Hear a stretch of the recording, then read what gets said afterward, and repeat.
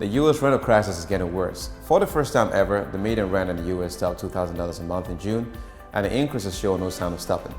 Those rising rents mean that households representing a total of 8.5 million people are behind on their rent at the end of August, according to Census Bureau figures.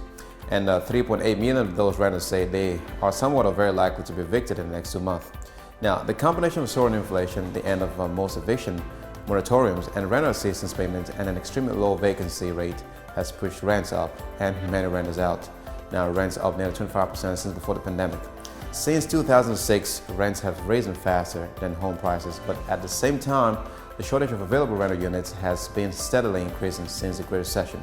In the year before the pandemic, the country recorded a shortage of 7 million affordable housing units for low-income renters, according to the Center for American Progress, creating a crisis that left just 37 affordable rental homes for every 100 low-income households looking to rent.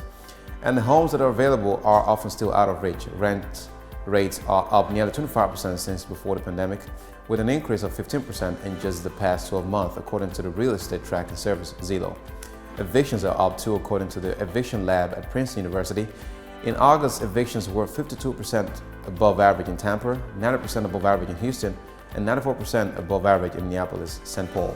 While the federal government has distributed the bulk of pandemic-related rental assistance grants, some states and cities have been slow to make the money available to landlords on behalf of tenants who cannot pay their rent.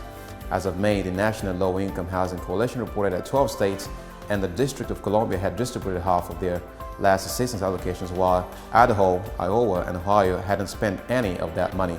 2 states, Nebraska and Arkansas, refused to accept the federal rent assistance money. Nearly half of renters have seen rent hikes. The annual median household income for all renters in the U.S. is above $42,500, according to Zillow, 37% lower than the national median income of $67,500. As of early August, the Census Bureau reported that while 56% of renters had household incomes of less than $50,000, 24% of renters surveyed were paying more than $2,000 a month in rent.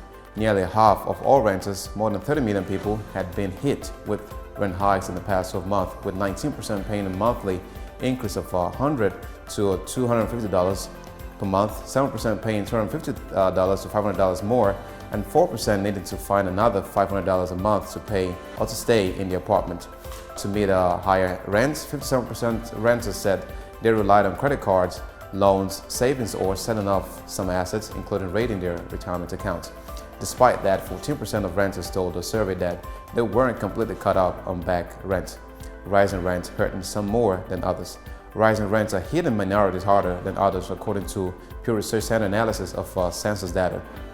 Among households headed by Black adults, 58% are renters, while 52% of those headed by Latino adults rented. That compares to a rental rate of slightly less than 40% of Asian-led households and 25% for households led by non-Hispanic white adults.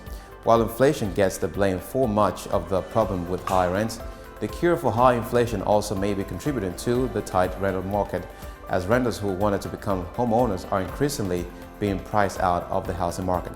As the Federal Reserve has increased interest rates to cool off the economy and bring down inflation, that move has pushed U.S.